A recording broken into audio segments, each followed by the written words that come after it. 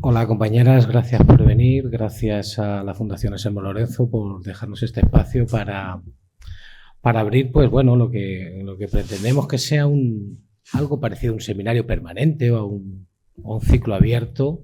Lo hemos llamado encuentros porque no se nos ha ocurrido nada mejor, pero tampoco está mal.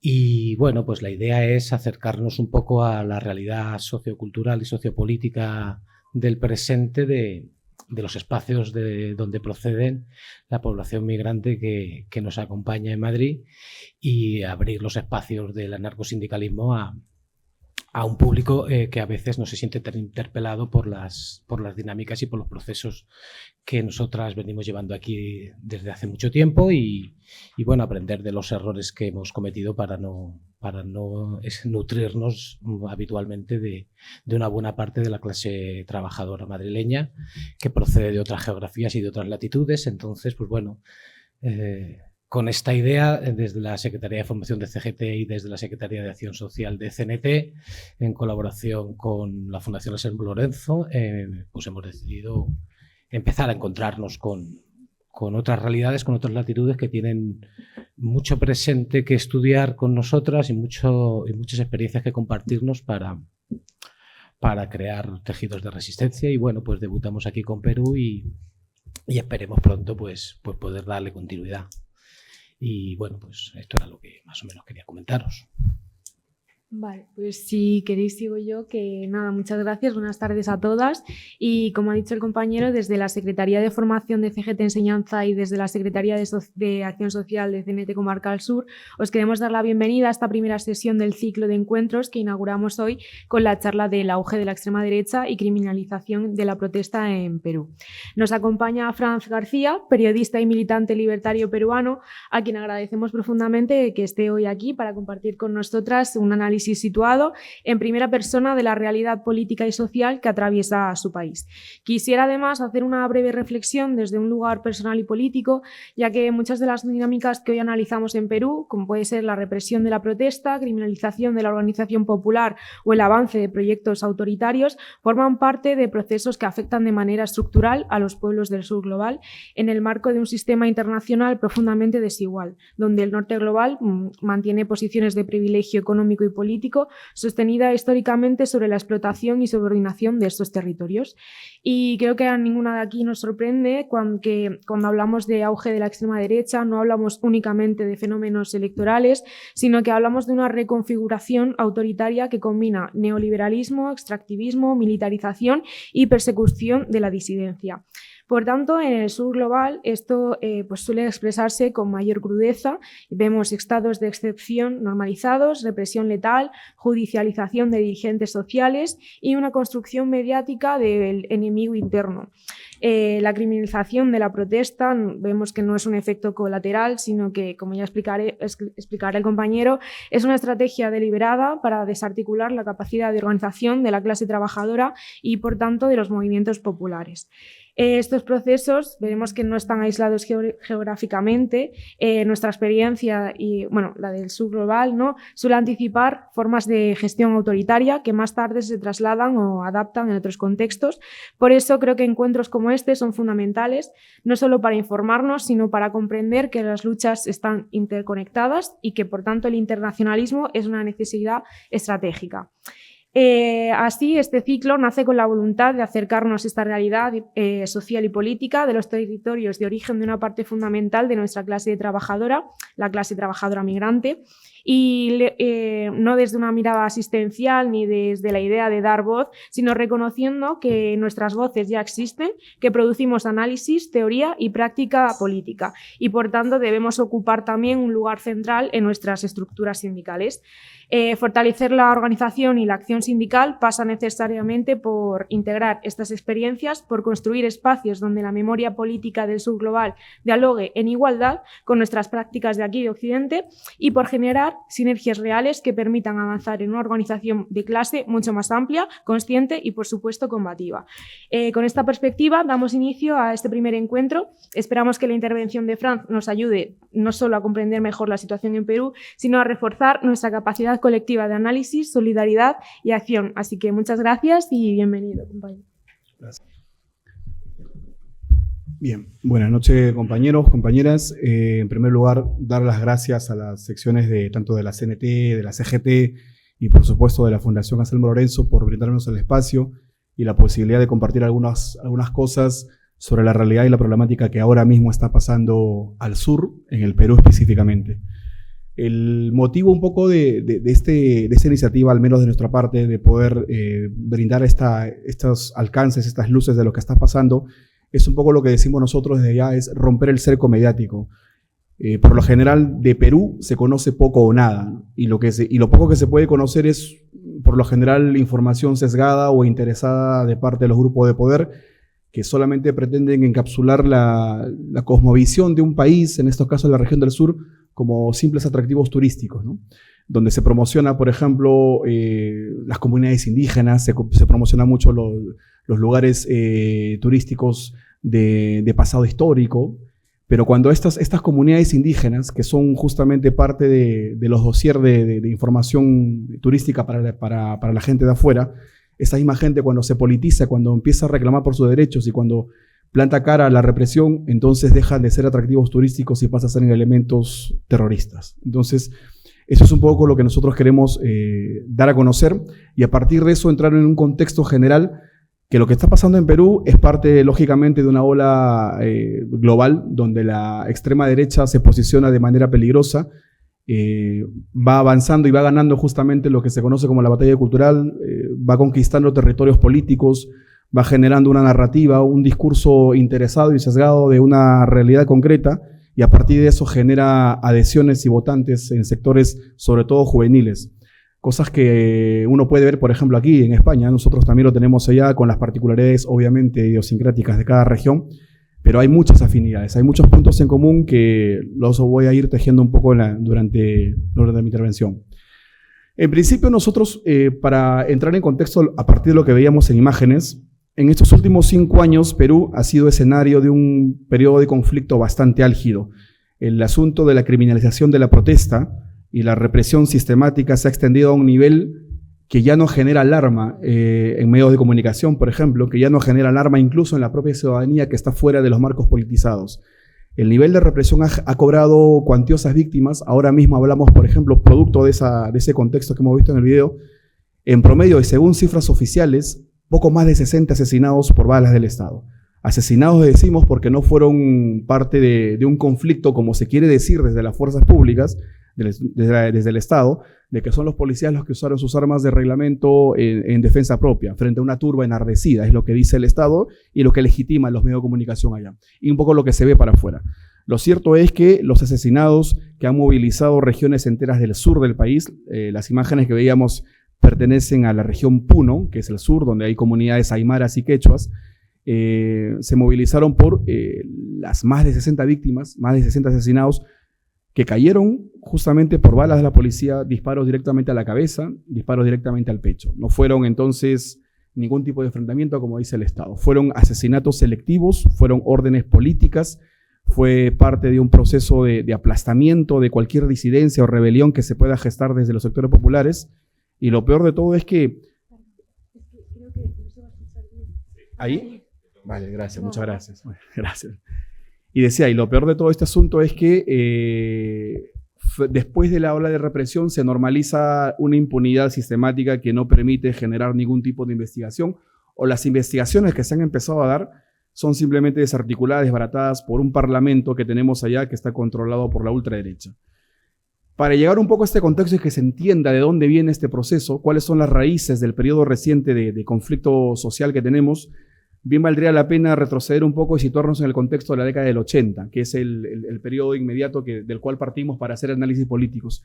En Perú, en la década del 80, tuvimos un escenario de conflicto armado interno. 2 organizaciones políticas, militares, se levantan en armas frente al Estado, frente al gobierno de aquellos años. En la década del 80, entonces, Perú fue escenario de un conflicto armado que tuvo como protagonistas, por un lado, al Partido Comunista, al que se le denominó Sendero Luminoso, y por otro lado, una guerrilla típicamente guevarista dentro de la tradición guerrilleras post-revolución cubana, que se llamó Movimiento Revolucionario Tupac Amaru, el MRTA. Estas 2 estructuras políticas de izquierda marxista, pero cada una con una identidad marcada, por el lado del Partido Comunista, Sendero Luminoso, con una identidad ideológica asumida dentro de un maoísmo bastante dogmático, bastante sectario, con una lectura del país muy mecanicista, muy determinista, incluso alejado de cualquier análisis materialista de la historia.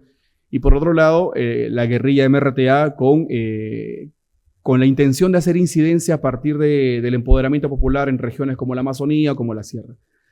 Ambas organizaciones políticas guerrilleras tuvieron en un inicio un apoyo abierto, un apoyo visible, un apoyo casi masivo de parte de regiones del interior de nuestro país. Dicho sea de paso, valga la aclaración de que Perú es un país culturalmente centralista. Todo se centraliza en la capital. Lima, la capital, está al centro del país, está en la región costa, y fuera de lo que ocurra en Lima se conoce poco o nada, y hay un divorcio, un desapego muy marcado entre las regiones del interior respecto a la capital. Eso posibilitó que en los 80 estos grupos armados, con un discurso de representación, con un discurso de poder, de resolución de problemáticas regionales, comunitarias, populares, tuvieran este apoyo inicial. Comunidades, por ejemplo, como la región Ayacucho, que es la sierra, los Andes del centro-sur del país, tuvieron un apoyo militante.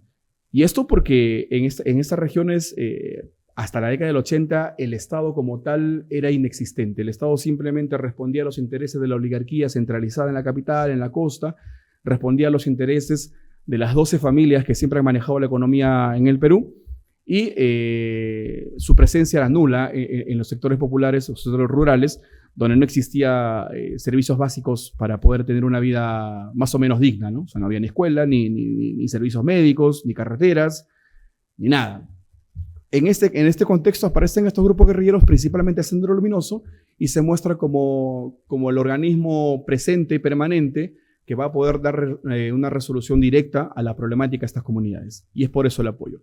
Sin embargo, este apoyo se va a ver desdibujado o se desvirtúa al poco tiempo, justamente por la lectura que hace esta organización política, una lectura, una propuesta, una imposición en realidad desde una lectura muy jerárquica, muy autoritaria, planteando que la corriente maoísta que fue victoriosa, que tuvo viabilidad y vigencia en regiones asiáticas, tenía que aplicarse tal cual en la realidad peruana, sin tomar en cuenta las complejidades, las diferencias, los contextos diferentes, ¿no? La idiosincrasia misma, ¿no?, de cada región.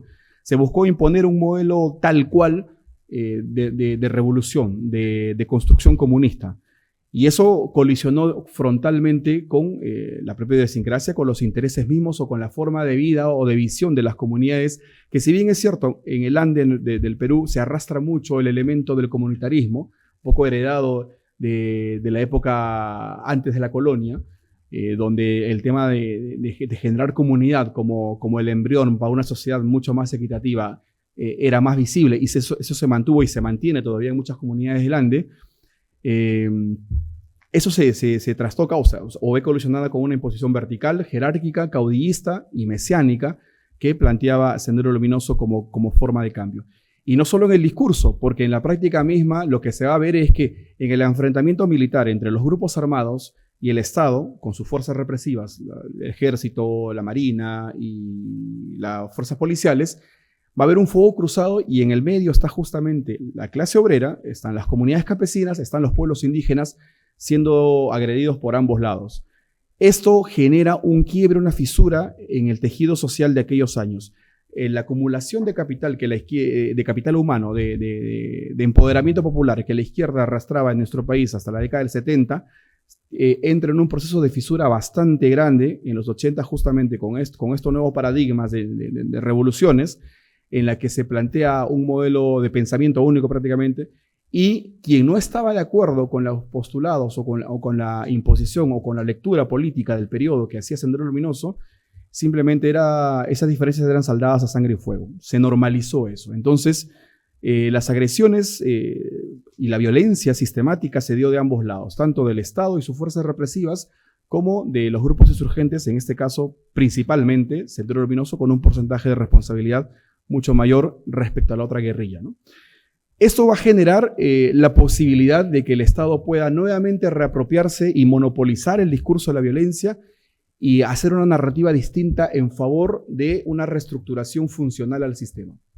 ¿Cómo se entiende esto? empieza una narrativa en la que se introduce por primera vez para el Estado centralista del Perú, para el gobierno de aquellos años, las comunidades aparecen recién, se les visibiliza recién porque son el terreno donde se desarrolla la guerra interna en nuestro país. Y se les utiliza para generarles una contrapropaganda anticomunista, para mostrarles y decirles, bueno, mira, los que te están agrediendo, los que te están asesinando, los que te están desplazando en tus comunidades son justamente los grupos comunistas. Por lo tanto, lo que corresponde en las comunidades campesinas, los sectores populares, es la adhesión y la defensa del discurso del Estado, el plegarse a las políticas de las Fuerzas Armadas para poder imponer un nuevo orden, un orden donde se pacifique, se democratice el país frente a las hordas comunistas. Ese era el discurso y esa es la narrativa que se impuso y que se normalizó a todo nivel. Y se normalizó de una manera en que se dan aquí ya casos visibles, algunos de ellos, solo algunos van a ser judicializados, la gran mayoría no, con excesos de todo tipo de parte del ejército, ¿no? Se dan matanzas y masacres bastante lamentables, matanzas a nivel de desaparición de comunidades enteras. O sea, no estamos hablando solamente de, como se ha querido decir, que los excesos de parte de las fuerzas represivas se han dado de pronto en el asesinato a 1, 2, 3 dirigentes por error. Lo cierto, y según cifras que nos da la comisión de investigación que se formó post-dictadura, fue que hubo una orden sistemática de parte tanto del gobierno, del Servicio de Inteligencia, con financiamiento de inteligencia estadounidense, de poder arrasar territorios enteros, poco reconfigurar el mapa geopolítico del Perú a partir de arrasar regiones donde se entendía que eran focos de subversión. O sea, esa era la lógica de parte del Estado, de que ciertas idiosincrasias culturales, ciertos comunitarismos ancestrales eran la semilla para que los focos guerrilleros se constituyan y se fortalezcan. Así que había que aplastar no solamente al comunista, sino al entorno comunitario, a las comunidades como tal. Y eso se dieron masacres a todo nivel, se masacraron familias enteras, niños, se crearon comandos paramilitares para poder combatir, según versión de ellos mismos, combatir el terror con más terror y generar lo que en la década del 90 se llamó una guerra asimétrica, ¿no? O una guerra de baja intensidad, que es justamente recurrir o usar recursos fuera del marco legal para poder confrontar a estos grupos insurgentes. La década del 80 se cierra como un periodo de inicio de este escenario de conflicto de violencia muy beligerante, muy fuerte en nuestro país, que empieza a desplazar incluso a comunidades del Ande que buscan escapar de estos escenarios de lucha, y empiezan a superpoblar las periferias de la capital. Empiezan a aparecer incluso nuevos barrios populares, los sectores obreros de la capital de Lima empiezan a aumentar debido a la masiva migración del campo a la ciudad, justamente escapando del fuego cruzado de aquellos años. Todo este contexto va a posibilitar lo que va a venir en los 90 como piso de lo que tenemos ahora. El año 89, para el 90, tenemos elecciones en Perú, y aparecen dos figuras políticas relevantes para nuestro país. Por un lado, Mario Vargas Llosa, el escritor, el Nobel de Literatura, que en aquel momento hace su primera participación política oficial como cabeza de un frente liberal, de un frente de derechas, frente a un político que para entonces era totalmente desconocido en Perú, Alberto Fujimori. Fujimori era un NN total, salvo alguna participación como profesor de universidad pública tuvo, con apoyo incluso de la izquierda, pero más allá de eso nunca tuvo ninguna relevancia política en la década del 80. Entonces aparece en el escenario electoral Fujimori frente a Vargas Llosa. La opinión pública, la opinión de los analistas del momento decían que la cancha estaba, o todo el juego estaba inclinado en favor de Vargas Llosa, porque tenía experiencia, porque tenía los contactos, porque era una persona bastante conocida, no solo a nivel nacional, sino internacional. En el caso de Fujimori era muy conocido. Sin embargo, a Fujimori se le utiliza para un proyecto que ya venía gestándose desde la década del 80. A Fujimori se le va a instrumentalizar como la figura visible, como el rostro de un proyecto macartista, como el peón o la figura visible de un plan de contrainsurgencia que venía desde Estados Unidos. Y se le pone como al lado derecho de él, como asesor presidencial, como principal asesor, a un personaje que se llama Vladimiro Montesinos, que fue un agente formado por la CIA justamente, cuyo plan era elaborar un plan de gobierno, arroparlo a Fujimori, construirle un discurso, construirle un escenario político, construirle un partido político y hacer un escenario donde se posibilite desde las estructuras legales formalizar o darle viabilidad legal a todo el desbarajuste que se estaba haciendo desde el Estado bajo la imperiosa necesidad de aplastar la subversión. El año 90 entra Fujimori, gana las elecciones y apenas inició su gobierno del año 91, 90, 91, 92, se dan los picos de crímenes de Estado recrudecen más todavía. O sea, si el 80 ya habíamos cerrado con periodos álgidos y terribles, que incluyó, por ejemplo, bombardeos a penales donde estaban presos políticos, donde estaban presos sociales, o asesinatos de comunidades, desapariciones de dirigentes sindicales, dirigentes vecinales, dirigentes barriales. Si ya habíamos cerrado la década del 80 con ese saldo, con ese panorama, lo que ocurre entrados los 90 es aún peor. Se da la necesidad o el enfoque o el objetivo de poder arrasar lo poco que quedaba. Entonces, el año 91, por ejemplo, apenas inicia la dictadura del régimen de Fujimori, se da uno de los casos que tuvo más impacto mediático en nuestro país y que fue la matanza de una familia entera de más o menos 18 o 20 personas en un barrio obrero de la capital que estaban en una reunión privada, una celebración privada, una fiesta cualquiera. Y el servicio de inteligencia da el informe, la orden de que en esa reunión familiar se sospechaba, había una sospecha muy, muy ligera de que posiblemente había algún elemento comunista de Centro Luminoso presente. Entonces la orden fue aplastar, masacrarlos a todos. Y uno de los responsables de esta matanza, que fue a manos de un grupo parapolicial que se llamó Grupo Colina, un comando muy tristemente célebre en Perú por una larga lista de crímenes, la cabeza de esta organización dice que la orden del Estado fue siempre de que si se sospechaba que un espacio de reunión, sea cual fuese, ya sea de familia, de estudiantes, de trabajadores, la que fuese, había una sospecha mínima de que probablemente haya entre ellos un solo elemento guerrillero, la orden era que se asesinen a todos antes de que ese posible sospechoso escapara. Entonces, esa fue la orden y ese fue el modus operandi que se aplicó a lo largo de los 90. El año 92 igual ahí se dan picos de masacres, de asesinatos bastante crudos, bastante brutales, uno de los cuales, por ejemplo, tiene que ver con las incursiones militares de las Fuerzas Armadas en las universidades públicas. Se allanan universidades en todo el país y se capturan a sospechosos, ¿no? O sea, cualquier persona, cualquier estudiante, cualquier ciudadano que tuviera algún tipo de pensamiento o filiación hacia la izquierda era tipificado automáticamente como terrorista. Poco importaba la línea política, el partido de procedencia, poco importaba. El tema era que si tenía algún tipo de militancia o de posición política hacia la izquierda, era tipificado como terrorista. Y esto pasó con un grupo de estudiantes de una universidad pública de Lima. Se les detuvo, se les capturó, se les secuestró, se les torturó y se les desapareció. Años después se encontró en una fosa común los cadáveres de varios de ellos estudiantes, incluido la de un profesor, y esa fue otra de las matanzas importantes.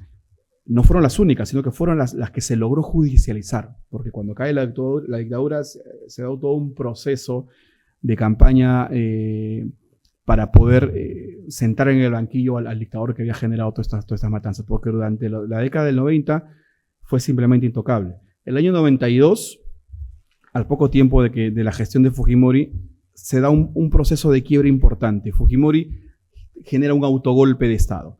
Cierra las instituciones del Estado, cierra el Parlamento, elimina la constitución política que tenemos en ese momento e impone una nueva constitución.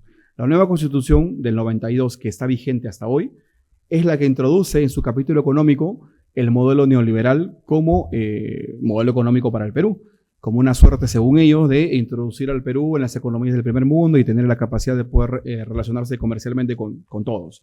Entonces, el neoliberalismo ingresa formalmente al Perú en el 92 con la constitución de Fujimori. Y el primer reflejo de esto, la primera instancia de percepción de que ya teníamos el neoliberalismo encima, fue la ola de despidos masivos que se dio en el país a partir de que se privatizó absolutamente todo, salvo una o dos empresas públicas.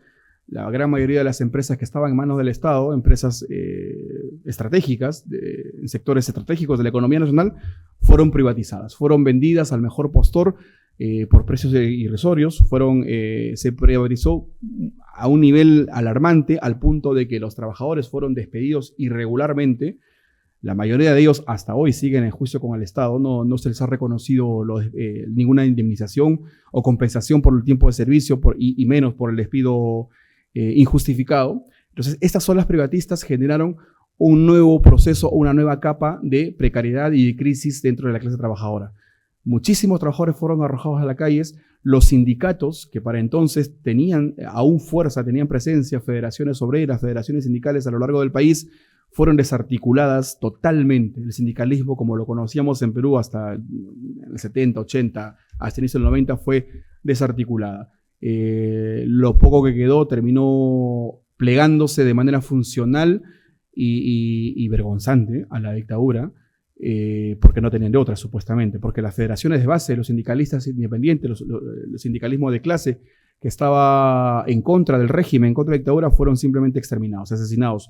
Muchos compañeros sindicalistas, incluso sus cuerpos se podían exhibir públicamente en los parques de la vía pública, como una suerte de ejemplificar para que los nuevos jóvenes sindicalistas no se atrevieran a hacer ningún tipo de labor política. Entonces, se dio este asunto. El sindicalismo en el Perú, con la introducción del neoliberalismo, termina siendo desarticulado, se termina reduciendo a una capacidad bastante mínima de incidencia en la vida política del país, y se generan nuevas formas de explotación, se generan nuevas formas de precariedad laboral. Es ahí donde, por ejemplo, a Perú se introduce esta noción del emprendedurismo, que se nos ha vendido mucho desde una lógica neoliberal, es decir, al trabajador, al obrero, se le vende el discurso de que el enemigo no es el empresario. No tienes por qué envidiar, no tienes por qué tenerle ningún tipo de odio al empresario, sino que tú puedes ser también, igual que el empresario, puedes abrirte un pequeño negocio con un pequeño capital y competir de igual a igual con las cadenas comerciales. Una falacia total que no se sostiene con la realidad, pero es parte de este discurso neoliberal que busca justamente sentar una narrativa difusa o funcional a los intereses de la burguesía. Eso se daba en el plano económico. En el plano represivo, la cuestión se intensificó ya con la anuencia y con el respaldo del Parlamento, con el respaldo de los poderes públicos, con el respaldo de la Corte Suprema, con el respaldo de fiscalías que validaban a la dictadura. Y por si esto fuera poco, había la necesidad también de validarse frente a la población, frente a la ciudadanía, frente al país que no era ajeno a los excesos de la dictadura. Y lo que se hizo fue controlar de manera absoluta los medios de comunicación. Prácticamente todos los medios de prensa en nuestro país, desde la televisión, la radio y la prensa escrita, salvo alguna excepción honrosa, pero el 98% de la prensa en nuestro país se sumió en un control absoluto y férreo funcional a la dictadura. Y esto sirvió para lavarle el rostro permanentemente al dictador. Entonces, se hacían cosas que, por ejemplo, les he visto acá un poco entre comillas sorprendido, porque ya la habíamos visto en Perú. Aquí he visto, por ejemplo, que algunos medios de prensa de ultraderecha tienen a supuestos periodistas, a supuestos reporteros, que en realidad son sicarios mediáticos, digamos, acosando a gente de izquierdas y supuestamente haciendo labor informativa, exhaustiva, de buscando algún tipo de confrontación para sacar algún tipo de información, pero en realidad lo que hacen es cumplir una agenda interesada de parte de los grupos de poder que les financian. Eso lo vivimos en Perú con la creación, por ejemplo, de medios de prensa que aparecían de la noche a la mañana y que te llenaban los kioscos, que te llenaban las esquinas, te empapelaban con portadas y todas dirigidas contra la oposición. Se podía desprestigiar a un político de izquierda, se podía desprestigiar a un sindicalista, se podía desprestigiar a las luchas estudiantiles. Había una narrativa mediática desde la prensa concentrada, desde la prensa creada por la propia dictadura, porque aparecieron periódicos, pero así como que nacieron los hongos ahí en el campo. O sea, fue una cosa alarmante, y todos con el discurso uniformizado, todos diciendo que Fujimori estaba pacificando el país y que cualquier exceso tenía que entenderse en un proceso de guerra contra el terrorismo, y de que cualquiera que defendiera o que criticara al gobierno era un terrorista, que cualquiera que se atreviera a hablar de derechos humanos o de justicia o de reparación, entonces estaba coludido o estaba de parte de los terroristas, ¿no? Había una complicidad con ellos. Entonces, esto genera que la población, la ciudadanía, que ya venía de un periodo de despolitización, y en un contexto de enajenación cultural absoluta, con un neoliberalismo que trastocó absolutamente mucho del tejido social de nuestro país, hizo que el discurso calara muchísimo, hizo que la población misma, el ciudadano común y corriente, el trabajador, empezara a validar la dictadura, empezara a sentir y a decir que los excesos estaban dentro de los daños colaterales, que había que entender como proceso de pacificación. Y eso le permitió a la dictadura mantenerse 10 años, 11 en total, porque si contamos del 90 al 2001, que es cuando cae Fujimori. Fujimori se reelige en el 95 y se reelige el 2000. La reelección del 2000 tuvo evidencias flagrantes de fraude, de manipulación de cifras, de datos, todo lo demás. Fujimori cae el 2001, el dictador cae el 2001, a partir de que se filtra en la prensa videos, información, donde se ve al asesor presidencial de Fujimori, a Vladimiro Montesinos, el agente de la CIA, reuniéndose con todo el mundo. Se reunían, pasaban por las salas de inteligencia del país, pasaban desde políticos de la oposición, pasaban artistas, actores, cantantes, músicos, pasaban presentadores de televisión, pasaban directores de medios de prensa, pasaban empresarios, pasaban absolutamente todo. Todo el país se reunían con él para recibir fajos de dólares con la consigna de justamente alinearse con la dictadura. Y es así que se entiende que en los 90 justamente la prensa en absoluto, desde los medios amarillistas que aparecieron de pronto hasta las cadenas informativas llamadas serias, estaban todos con un discurso funcional al régimen. Entonces, se descubre esto, se cae el régimen, Fujimori sale del país, renuncia a la presidencia vía fax desde Japón y empieza un periodo de supuestamente una transición, un paso del proceso de dictadura cívico-militar que tuvimos hacia gobiernos democráticos. Y los regímenes democráticos que precedieron a Fujimori, desde el 2001 hasta el 2020, hicieron todos campaña con el mismo argumento. Dijeron, vamos a investigar e interpelar y judicializar a la dictadura por crímenes de lesa humanidad, por el terrorismo de Estado, por las violaciones a los derechos laborales, por desapariciones, por atentados de diversa índole. Entonces, cada gobierno que se sucedía, que cada partido que entraba en campaña decía exactamente lo mismo. Y una vez que llegaban al gobierno, en el periodo 2001-2020, post-dictadura, digamos, no solo no cumplieron las promesas de campaña, sino que terminaron fortaleciendo el propio discurso y la propia narrativa que el Fujimorato ya había implantado en el Estado, validando, por ejemplo, la constitución política. La constitución que tenemos ahora mantiene estos capítulos, como el capítulo económico neoliberal y otros tantos, donde es manifiesto el hecho de parcializarse en favor de las empresas, por ejemplo, y en prejuicio de las grandes mayorías. Ahora mismo en Perú, cuando hay un conflicto laboral entre un sindicato y una empresa, y esto se resuelve a través de instancias de arbitrajes externos, donde tiene que ver el Estado a través del Ministerio de Trabajo, por ejemplo, se resuelve por lo general en favor de la empresa. Y esto avalado por normativas laborales que el Parlamento respalda, que el Ejecutivo respalda, y que la cosa se queda ahí. Incluso instituciones como la Defensoría del Pueblo que tenemos allá, que es una instancia del Estado, termina también validando estos conflictos en favor de las empresas.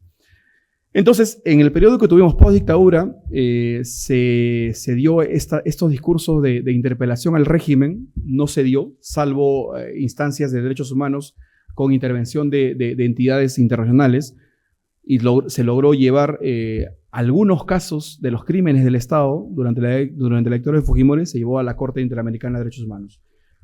Porque las instancias nacionales, las instancias peruanas de justicia, estaban todas controladas por el régimen, por la dictadura. No había forma de encontrar justicia dentro del propio país.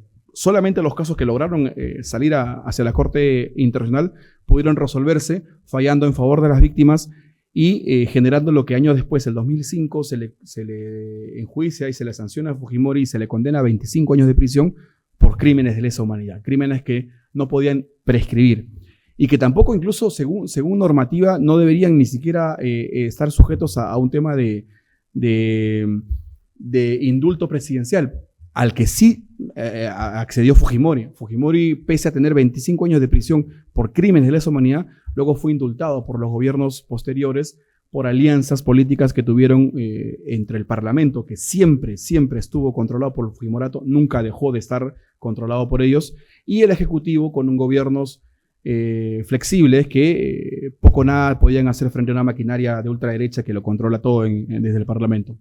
Entonces, pese a este contexto, los casos que se judicializaron y que fueron expuestos y por los cuales aún hay procesos abiertos, no solamente contra el dictador, sino contra todo el entorno político que intervino en estos atentados a las comunidades de la gente, podemos, por ejemplo, visualizar o visibilizar el caso de las violaciones de derechos humanos que se dio contra mujeres del campo rural, por ejemplo.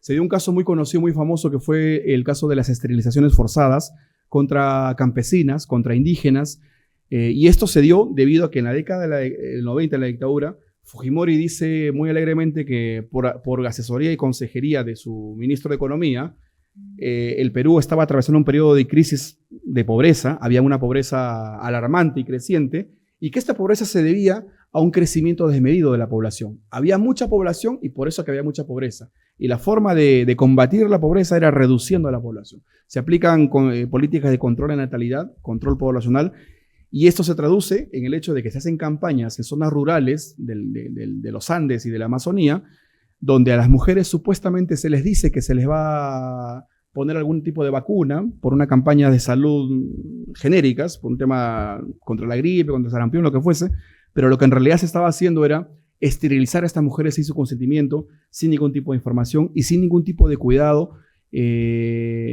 médicamente debido. Se les intervenía de forma insalubre, incluso muchas veces clandestinas, en lugares bastante terribles. Muchas de las mujeres campesinas e indígenas que fueron sometidas a estos procesos de esterilizaciones forzadas murieron en el proceso, lógicamente, porque no había las condiciones para poder atenderlas. Todas, absolutamente todas, manifiestan de que desconocían a los que se les estaba interviniendo. A nadie se le consultó, nadie dio su aprobación para tal intervención. Muchas de ellas murieron en esas operaciones. Algunas, las que quedaron, las que sobrevivieron, incluso se embarazaron después de estas supuestas esterilizaciones y los niños nacieron con problemas severos de salud. Ellas también luego desarrollaron problemas de tipo cancerígeno, por ejemplo. Y en fin, una serie de atrocidades que durante mucho tiempo fue silenciado o fue invisibilizado porque era un caso de mujeres, y era un caso de mujeres rurales, y era un caso de mujeres andinas, y era un caso de mujeres indígenas. Entonces, estaba invisibilizado para las propias políticas de derechos humanos desde la ciudad. En países como el nuestro, por ejemplo en Perú, si bien es cierto, estamos en esta región del sur, desde donde se gestan estos periodos de lucha y todo lo demás, también hay procesos interiores, internos, de racismo estructural, por ejemplo, ¿no? De racismo, de misoginia, procesos donde el hecho de ser mujer es una desventaja alarmante, donde el hecho de ser mujer campesina es mucho más, y de ser una mujer campesina analfabeta ya ni hablemos, ¿no? Entonces, pasó mucho tiempo para que sus casos puedan entrar a las cifras donde se exigía judicializar al Estado por estos crímenes. Bien, en el caso entonces, decíamos ya para ir a hacer un poco de resumen, llegar al periodo reciente, que corresponde a las imágenes que hemos visto hace un momento. Del 2001 al 2020 hemos tenido estos gobiernos, estos regímenes neoliberales todos, funcionales todos a la narrativa y a las políticas que dejó el Fujimorato sentadas en el Estado, todas sumidas a una política del Parlamento, casi que somos un país parlamentarista en ese sentido. Y otra curiosidad es que en el Perú, desde la década del 80 en adelante, con la dictadura del 90 y con los gobiernos democráticos del 2001 en adelante, no existe un solo gobierno, no existe una sola instancia de representación desde el Estado que esté con las manos limpias de sangre, que esté exenta de matanzas y movilizaciones sociales. En el Perú, la normalidad es que una movilización social, una protesta por temas laborales, por temas territoriales, por temas hasta culturales, por el tema que fuese, lo normal es que incluya una cantidad de muertos. Es lo normal. Se ha normalizado ese asunto al punto de que hemos tenido, por ejemplo, en los últimos 10 años nada más, en los últimos 10 años, alrededor de 8 presidentes, lo cual nos demuestra también una inestabilidad sociopolítica alarmante. Y en estos 8 presidentes que se han ido sucediendo, muchos de ellos con vacancias, los han vacado, los han puesto otra vez el Parlamento, han puesto a otro y han puesto a otro. En ese interín hemos tenido incluso gobiernos de una semana. El año 2020, por ejemplo, tuvimos un régimen de facto puesto por el Parlamento que duró una semana y que generó movilizaciones populares fuertes en la capital y en todo el país y que cobró también víctimas. O sea, los gobiernos que hemos tenido en Perú, los que han cumplido los 5 años de mandato, hasta los que han tenido una semana en el poder, no han estado exentos de asesinar a gente movilizándose. Se ha normalizado el hecho de que, como les digo, no hay un gobierno que diga que ha podido manejar el país sin incurrir en crímenes de Estado. Al punto que incluso en campañas hace algunos años era tan alarmante el asunto, tan normalizado el asunto, que en debates públicos entre políticos de derechas, cuando se les interpelaba por medidas represivas frente a movimientos sociales, por ejemplo, alguno de ellos dijo, con total desparpajo, que la gente debería votar por ellos porque ellos mataban menos, ¿no? O sea, esa fue la consigna así de alarmante. Entonces, y eso es un poco la muestra de lo que tenemos en Perú. El 2020 llegamos a la época de la pandemia y se da en Perú un proceso muy, muy importante que nos genera muchas lecciones, y es el periodo reciente. Llegamos ya a la parte coyuntural del asunto.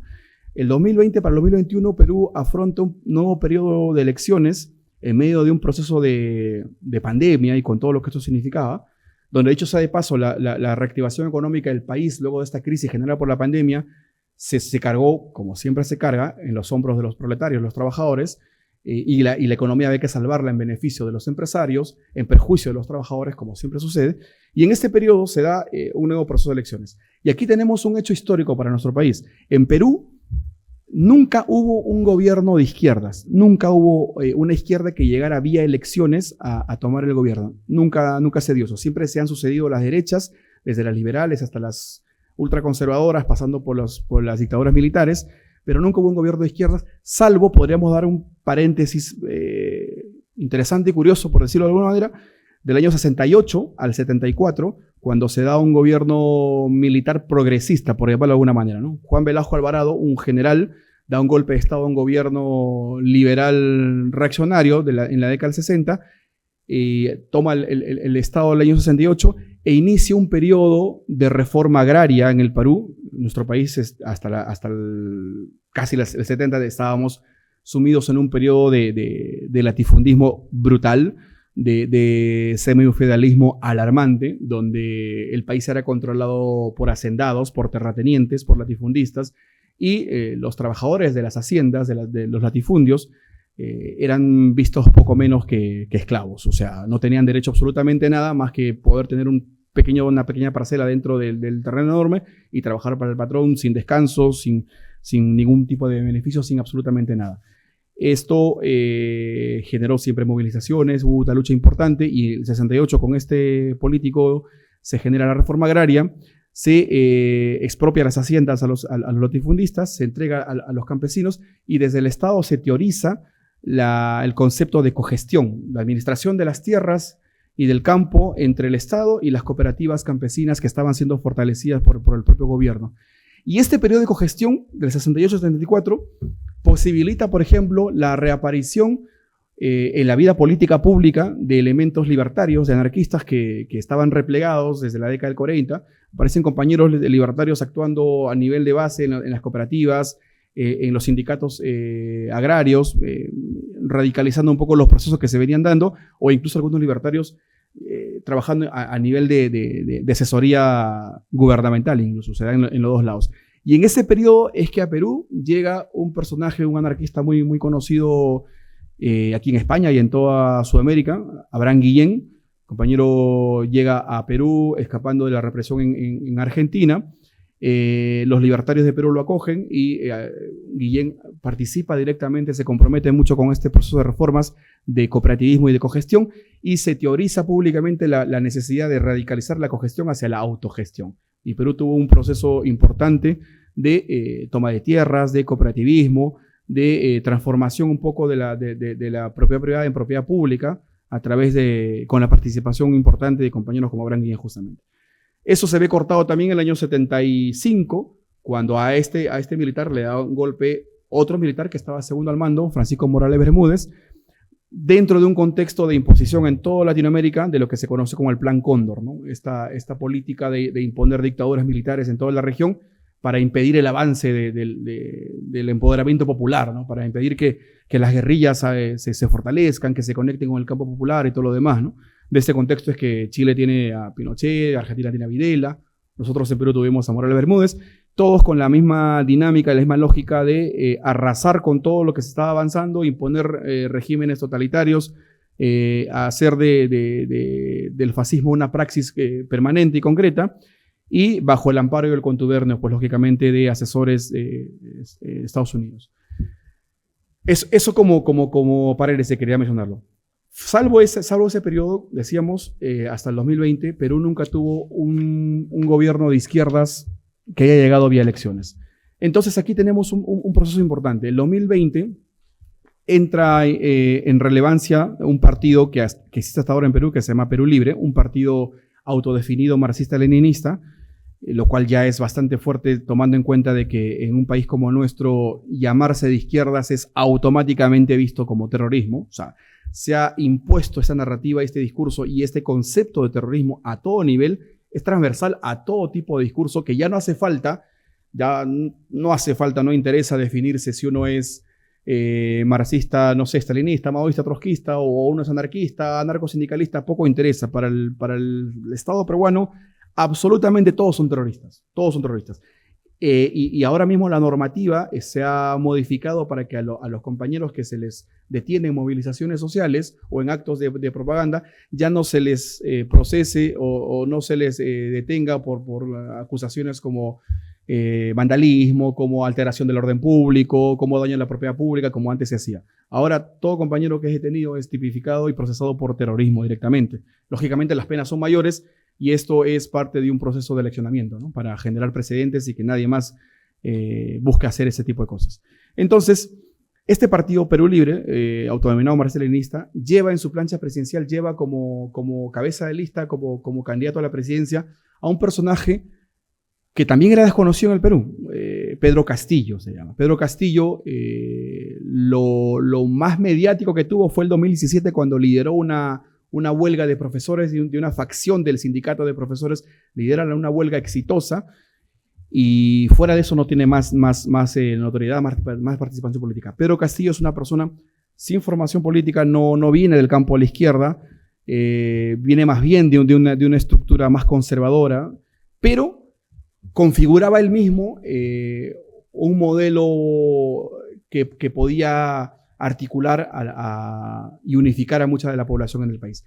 Era una persona que había sido sindicalista, que venía del campo, es un profesor del área rural, de padres campesinos, de padres quechohablantes. Entonces configuraba un poco el biotipo de lo que la izquierda en el Perú buscaba mostrar frente al modelo hegemónico del hombre occidentalizado que las derechas siempre sostienen. Entonces, a la segunda vuelta, del 2020, pasan Pedro Castillo, del partido de izquierda Perú Libre, versus Keiko Fujimori como la hija del dictador. Keiko Fujimori es la hija de Alberto Fujimori, es la que ha capitalizado toda la herencia política y macabra y terrible de la dictadura de su padre, no solamente por los crímenes de Estado, sino por los casos de mega corrupción, nexos con el narcotráfico y todo lo demás. Entonces, ambos van a la segunda vuelta y el país se polariza, y dentro de las izquierdas y los movimientos sociales y los movimientos populares discutimos la imperiosa necesidad de, por un lado, cerrarle las filas y el camino al fascismo que representaba Fujimori, y detrás de ella estaba toda la extrema derecha unificada y fortalecida y articulada con la intención de tomar el Estado, ya no solo el Parlamento, sino el Estado, el Ejecutivo, desde ahí jugar en pared con el Parlamento para imponer medidas legales que legitimen toda la dictadura que buscaban volver a imponer. Estaba ella versus Pedro Castillo, que si bien es cierto era un poco una apuesta, no se sabía de dónde venía él, pero representaba los intereses de un partido de izquierda que decía representar a los intereses del pueblo. Lo cierto es que las elecciones las gana Castillo. La izquierda, por primera vez en la historia republicana del Perú, gana una elección en el 2021, frente al desconcierto de la ultraderecha. La ultraderecha no tenía sus cálculos ni más remotos que un personaje de ese tipo pueda siquiera llegar a pasar una segunda vuelta. No estaba en los cálculos de nadie, fue un remesón institucional a todo nivel, o sea, al punto que incluso muchos de los partidos de ultraderecha despidieron a sus analistas políticos porque no les advirtieron que un personaje así tenía alguna capacidad de poder llegar a algo, ¿no? Lo consideraban súper inferior, era un tipo, lo consideraban casi analfabeto, ignorante, de hecho le siguen diciendo así. Entonces, el hecho de que Castillo haya logrado esa visibilidad y haya llegado al gobierno era un insulto total para la hegemonía de la ultraderecha, para el status quo de una oligarquía racista que no podía entender o considerar o consentir el solo hecho o la sola posibilidad de que alguien fuera de los marcos, de los cánones del hombre occidental de la capital y blanco y de buen apellido llegara al poder, ¿no? Entonces, se buscó sabotear y boicotear las elecciones. La ultraderecha no se quedó de brazos cruzados, se movilizó, buscó campaña y apoyo internacional, estuvo en Estados Unidos, en la OEA, en la ONU, estuvo acá en Europa, muchos delegados de partido ultraderecha. Y ahí es donde empezamos este periodo reciente. En Perú empezamos a ver algo que no habíamos visto culturalmente en nuestro país. Siempre tuvimos ultraderecha, por supuesto, pero sabíamos que la ultraderecha era más de grupos de poder, de oligarquías desde las sombras, que no tenían rostros visibles, que se sabía que eran 12 familias que controlaban la economía y todo lo demás, pero no había un rostro visible frente al cual combatir, digamos. Y con Castillo en el gobierno, esta ultraderecha se muestra su rostro, se visibiliza y se moviliza en toda la ciudad. Y de pronto, de la noche a la mañana, aparecen hordas, muchísimos jóvenes, muchas juventudes movilizándose, marchando, haciendo demostración de fuerzas, con banderas hispanistas, con banderas del movimiento MAGA, pro-Trump, con banderas supremacistas, con banderas con esvásticas, o sea, toda una parafernalia alucinante de ultraderecha, de fascismos occidentales importados al Perú, en un contexto que para la gente era curioso, ¿no? Era anecdótico ver este tipo de cosas en un país como el nuestro, multiverso, pluricultural, donde este tipo de expresiones políticas de una extrema derecha más europeizante, digamos, o más europea, no se veían allá. Entonces se veía esto.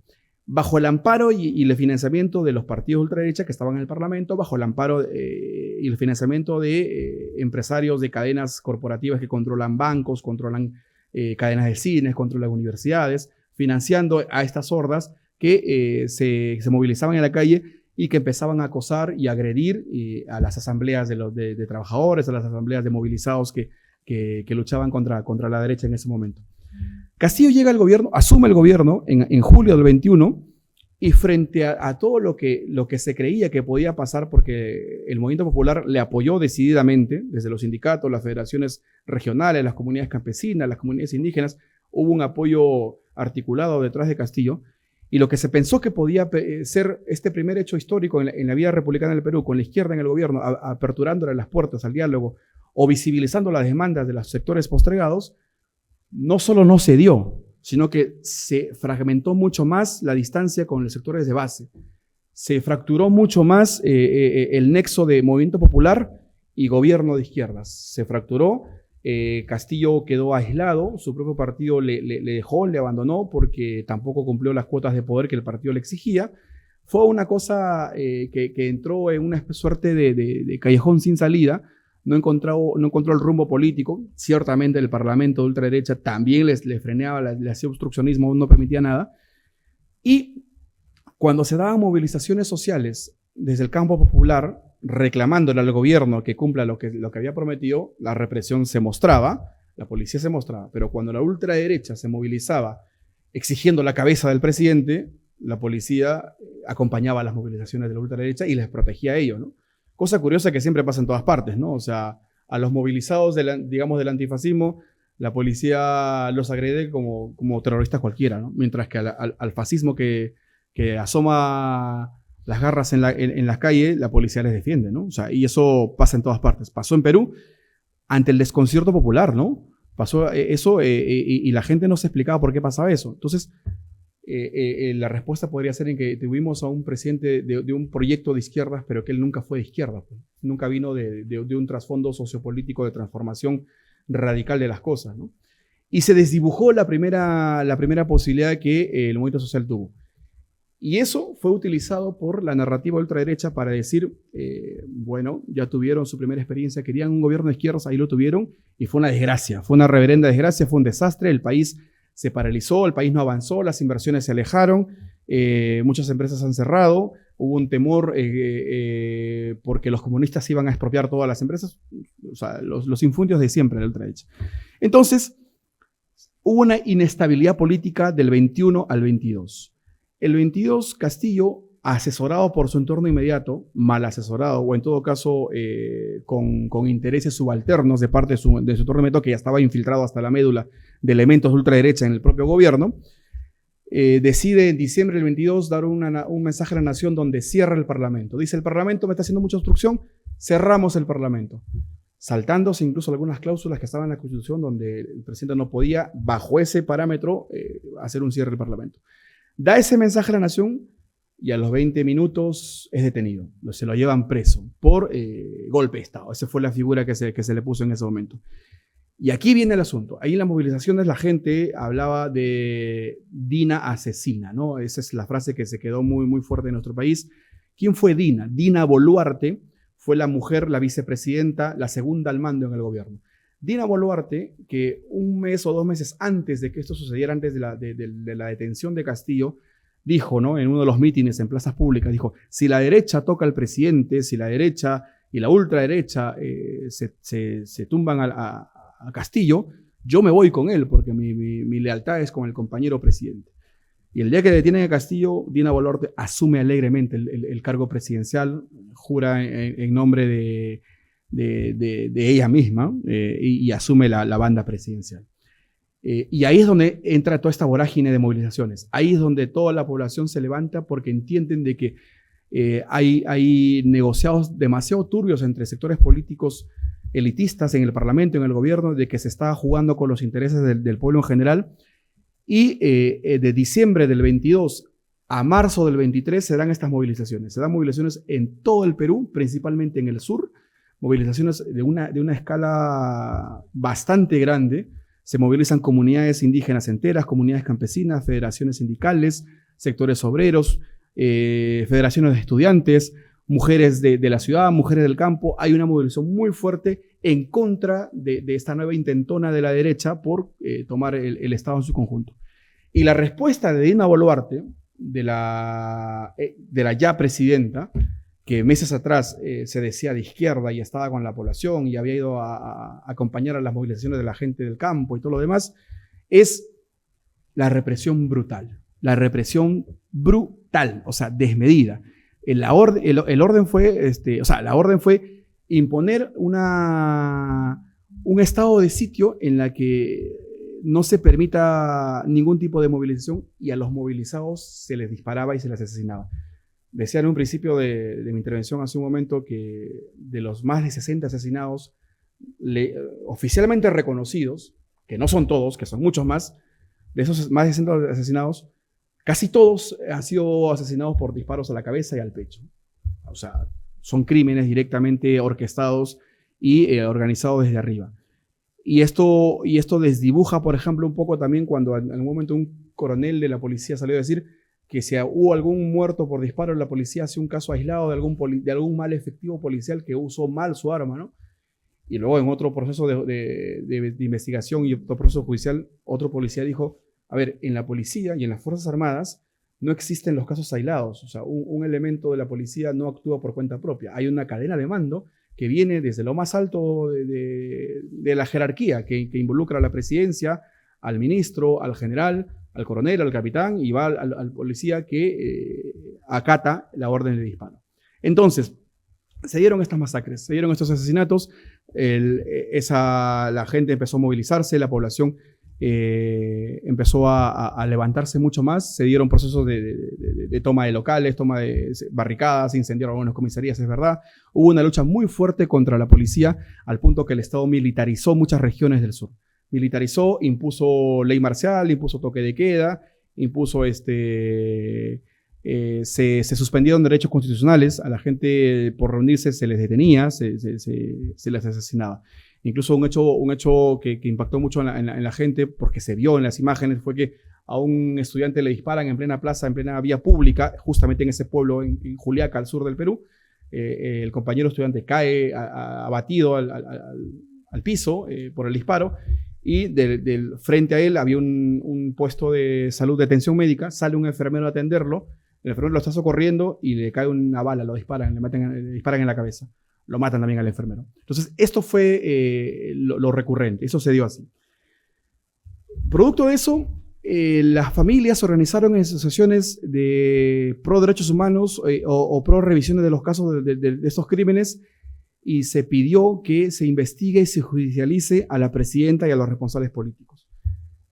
El Parlamento formó una comisión supuestamente de investigación, la oposición, la bancada de Perú Libre, supuestamente de izquierda, formó una comisión de investigación, se hizo algunas cosas y al poco tiempo se desbarató. Se deshizo lo poco que se había avanzado, y el Parlamento el año pasado comunicó, hizo público el anuncio de que la presidenta estaba fuera de cualquier investigación, de que no podía estar encausada en estos crímenes porque no era culpable de nada, cuando la orden era clara que vino de parte del gobierno mismo. Luego los familiares empezaron a movilizarse nuevamente y lograron el año pasado que el Poder Judicial, la Fiscalía, cree grupos fiscales de investigación para determinar responsabilidades políticas, judiciales y penales en estos crímenes. Se formaron grupos de investigación, se avanzó para determinar nombre y apellido de los que ordenaron estos crímenes, y lo poco que se había avanzado, este año, en enero, 7 de enero de 2016, el actual fiscal de la Nación, que ha sido puesto por el Parlamento de derecha, por el Parlamento fujimorista, dijo que esos grupos de investigación fiscal se desbarataban también. Se tenía que desarticular. ¿Por qué? Porque detrás de la intención de investigar estos crímenes no estaba la intención de justicia y reparación, sino intereses del chavismo de Venezuela, intereses de Cuba, o sea, la verborrea de siempre. Y se desarticularon estos grupos de investigación. Así de flagrante. Por eso que los familiares de la víctima decían, ¿no? A nuestros familiares los han asesinado 2 veces. Primero con balas y ahora con la impunidad, porque no se permite que se esclarezcan estos crímenes. Así de impune y así de flagrante es el asunto en nuestro país. Y ahora, sobre este asunto, por ejemplo, un cineasta compañero muy conocido, Javier Corcuera, estuvo allá en la región sur recogiendo testimonios, recogiendo videos, fotografías y toda documentación para hacer una película documental que se llama Uyari, que es escuchar en quechua. La película fue bastante bien elaborada, y cuando llegó el día de estreno, en enero de este año, hace muy poco, el gobierno impuso un manto de censura, ¿no? Le cerraron varias salas, no le permitieron llegar a los circuitos comerciales, le generaron le pusieron horarios para que los estrene 1 de la tarde, 2 de la tarde, cuando nadie podía ver. Entonces había un interés lógico de parte de las instituciones de poder, de parte del Estado, por ocultar este tipo de evidencias, por ocultar, por censurar, por acallar las voces que piden justicia y reparación para las víctimas de los crímenes de Estado. Y para resumir y para ir cerrando este asunto, lo que hay que decir es que ahora mismo Perú estamos en un proceso de elecciones. Las elecciones presidenciales, las generales, son en abril de este año, y el mapa que se nos reconfigura o que se nos pone por delante es bastante complicado, por decirlo menos, porque dentro del abanico de partidos políticos que están en campaña, las 2 fuerzas principales que tienen mayor protagonismo, que tienen todas las posibilidades de ganar estas elecciones, son, por un lado, Keiko Fujimori, con toda la maquinaria de corrupción y de control del Estado que tiene, y por otro lado, Rafael López Aliaga, que es el actual alcalde de Lima, de la capital de Perú, y que tiene nexos con la ultraderecha española, porque más de una vez él en Lima, hace unos meses, en campaña, dijo abiertamente de que si él llegara a la presidencia, iba a trasladar a Perú a muchos funcionarios y técnicos y asesores de Vox a Perú, porque el modelo que proponía Vox para España era el ideal. Había que aplicar un modelo de política de ese tipo, ¿no? Entonces tenemos a 2 figuras siniestras, ¿no? O sea, 2 figuras de ultraderecha, cada uno con sus más y sus menos, pero los 2 siniestros, macartistas, reaccionarios, y con un parlamento tomado hace muchos años, ya hace décadas, por la ultraderecha, y que no escatima esfuerzos, por ejemplo, en mostrar su sumisión absoluta, no solamente a la oligarquía peruana o a los grupos de poder de la región, sino al propio imperio. Cuando se pasó en enero de este año, lo de la agresión imperialista a Venezuela, por ejemplo, el Parlamento peruano fue de los primeros en toda la región en aplaudirle a Trump, en decirle, por favor, señor presidente, ven aquí a Perú, que le vamos a condecorar por tamaña acción democrática, ¿no? por salvar y libertar a los pueblos de América. O sea, le saludaron a Trump ridículamente, dicho sea de paso, ¿no? O sea, a Trump le importa poco o nada lo que el Parlamento peruano vaya a decir. Pero le condecoraron, le dieron una especie de saludo, de reconocimiento, para catalogarlo como un huésped ilustre, si que llega al Perú. Posibilitando, por ejemplo, de que Perú tenga más bases militares norteamericanas de las que ya tenemos. pero es un país que en discursos de la derecha, por ejemplo, cuando venía a Perú algún funcionario o algún político de izquierdas, no sé, de Venezuela, de Cuba, de Bolivia, lo que fuese, la derecha saltaba a chillar, a decir que es un atentado a la soberanía del Perú, ¿no? Que no se podía permitir las injerencias extranjeras. Pero cuando hablamos de bases militares en la Amazonía del Perú, por ejemplo, la derecha calla en todos los idiomas, ¿no? Y aplaude esto. Y no solo lo aplaude, ahora, por ejemplo, están saludando de que Perú ha sido nombrado recientemente como miembro no oficial de la OTAN, por ejemplo. Perú entra en esa órbita, no sabemos por qué, o sea, no hay mayor relevancia política por ahí, pero a la derecha peruana sí le interesa entrar en esta órbita de ser un socio estratégico de la OTAN bajo las órdenes de Estados Unidos, porque esto genera un foco de polarización contra Rusia, contra China, porque Perú ahora mismo, por ejemplo, ha abierto un puerto marítimo de comercio directo con China. Y eso a Trump no le gusta nadita, ¿no? Y de hecho ya anunció justamente por este punto, ya anunció de que el 2 de mayo a Perú nos visita el actual secretario de Estado de Estados Unidos, Marco Rubio me parece que se llama, llega a revisar cómo va la cosa económica en el país, con quién están negociando y cómo es posible de que se esté intentando generar negocios con China y con Rusia. Si el negocio siempre ha sido bilateral, dicen ellos, ¿no? Nunca tuvimos un negocio bilateral, siempre fue una economía de dependencia, ¿no? De sometimiento al modelo o al imperio como tal. Entonces, en mayo viene el secretario de Estado de Estados Unidos como una forma de volver a reordenar el patio trasero de Estados Unidos y volver a imponer este polo hegemónico funcional a Estados Unidos. Ahora mismo en Ecuador, en Bolivia, hay gobiernos de derecha reaccionarios. Perú está entrando en esa órbita también, o sea, recrudeciéndose. Chile ha elegido a José Antonio Kaz, un político fascista de ultraderecha. Entonces, lo que se está buscando es hegemonizar, polarizar toda la región sur en función de Estados Unidos para hacer un contrapeso a los avances geopolíticos y comerciales que puedan darse desde estas concepciones de multipolaridad, ¿no? Desde Rusia y China, todo lo demás. Y Perú en este proceso juega un papel estratégico y por eso las elecciones de este año son claves para volver a tener un tablero funcional y acomodado para lo que quiere la ultraderecha local, la ultraderecha regional, lo que quiere Estados Unidos.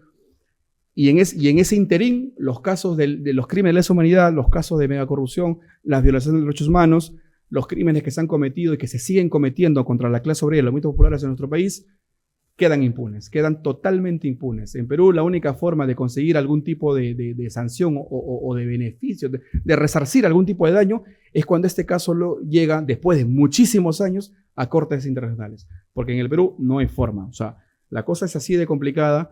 Y frente a eso, ya con esto cierro, frente a eso, lo que se hace desde los movimientos en resistencia es volver a articular un proceso de lucha que pueda traspasar coyunturas, que es un poco lo que nosotros, los libertarios en Perú, buscamos tensar la discusión hacia ese lado, de que los procesos de lucha no terminen diluyéndose como se suelen diluir actualmente.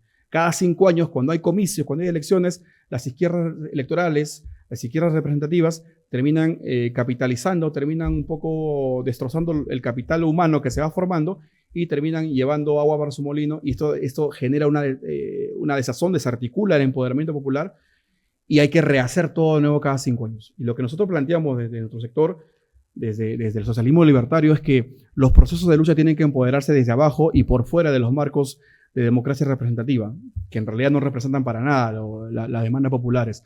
Las comunidades indígenas, las comunidades campesinas hoy son los picos de lanza de la lucha social en nuestro Perú, y ahí es donde nosotros buscamos tener esa articulación de las incidencias, conectándolos con las demandas de la clase obrera, conectándolos con las demandas de la clase trabajadora, que hoy es súper golpeada. Tenemos en Perú del 100% de trabajadores, cerca solamente del 10% en procesos de formalidad, solamente cerca del 10%, más del 90% en procesos de informalidad, o sea, en procesos de precariedad, de subempleo, de un trabajo precario a todo nivel.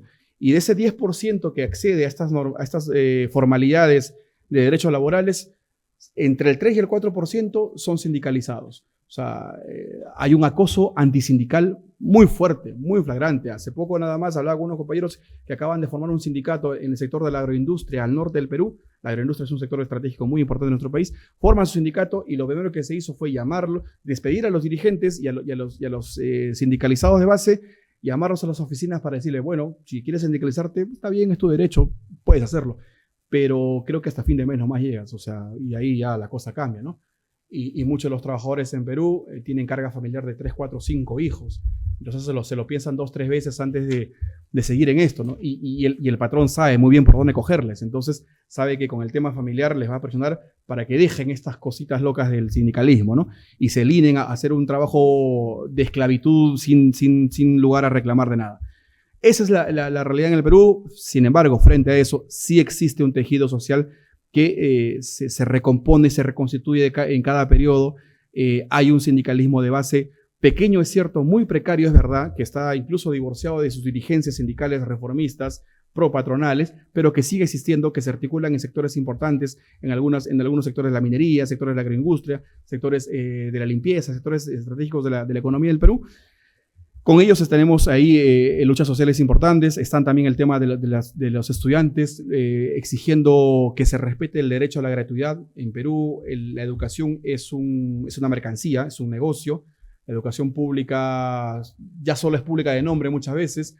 La educación a nivel de base, por ejemplo, o sea, lo que aquí, no sé, o sea, los chicos de 5 a 15 años tienen que ir a un colegio privado porque las escuelas públicas son terriblemente malas, en el sentido de que no hay infraestructura, no hay material de enseñanza, los profesores, el sector de los profesores es uno de los sectores más precarizados, reciben un nivel salarial muy miserable y para lo que tienen que hacer de llevar aulas con 40, 45, 50 niños o en zonas rurales que tienen que trasladarse 2, 3 horas caminando de un lado a otro. Entonces hay un mal endémico, hay un tema sistemático bastante fuerte. Sin embargo, la lucha se mantiene, la lucha continúa. Las compañeras, las feministas haciendo una labor muy importante, por ejemplo ahora, ya para ir cerrando un poco con esto, la lucha que hacen las compañeras para visibilizar el papel que tienen los sectores ultraconservadores metidos en la política de ultraderecha es alarmante. Ahora mismo, por ejemplo, se está denunciando el caso de que, como estamos en campaña, muchos de los partidos de ultraderecha empiezan nuevamente con el discurso de siempre, con la verborrea de no al aborto, sí a la vida, no sé, no erradiquemos el tema de educación sexual de la currículum de los colegios, o criminalicemos a las comunidades LGTB y todo lo demás. Y ahora, por ejemplo, una parlamentaria y dirigente de un partido ultraderecha, de uno de los partidos que está con posibilidades de ganar las elecciones, acaba de hacer una genialidad, ¿no? O sea, dice que tiene una casa donde acoge a niñas que han sido violadas y a las cuales se les obliga y se exige ser madres, niñas de 10 años, de 11 años, de 12 años, a las que se les exige que den a luz. Y encima la casa tiene el nombre de Padre, se llama así la casa, donde un nombre, la verdad que terrorífico, ¿no? O sea, tomando en cuenta que muchas de esas niñas fueron violadas por sus padres, por ejemplo, fueron violadas por sus tíos, fueron violadas por el cura. ¿Perdón? Porque la lógica es, a ver, el aborto es malo, porque el aborto es malo, es lo que dice la ultraderecha, ¿no? O sea, tienes que tener al bebé porque si abortas eres una criminal. O sea, estás matando una vida y tienes que tenerlo. Entonces, ¿perdón? Sí.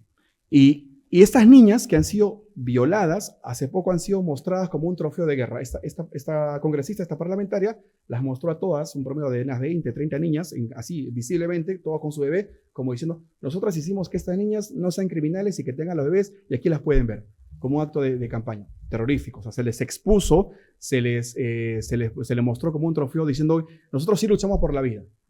Pero a ver, ¿qué pasa con ese niño cuando nació? ¿Qué pasa con esa madre que no quiere ser madre? ¿Qué pasa con esa niña que se le interrumpió la niñez, que no está en capacidad para ser madre?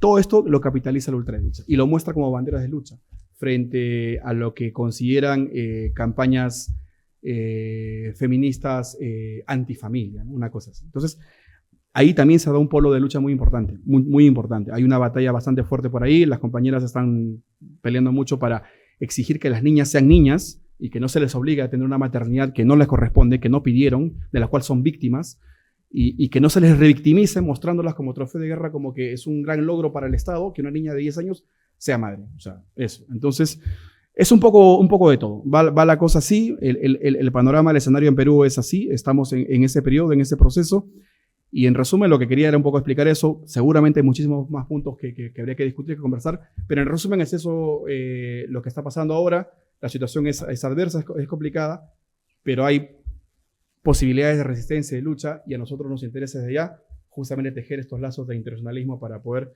mostrar y visibilizar lo que pasa y plantear de que la lucha de los pueblos es la lucha de todos, la lucha de la clase obrera, la lucha de los sectores que estamos resistiendo ahora mismo al capital y al Estado en Perú, en España, en Palestina, en Rojava, en Chiapas, en Argentina, en Brasil, en todas partes, ¿no?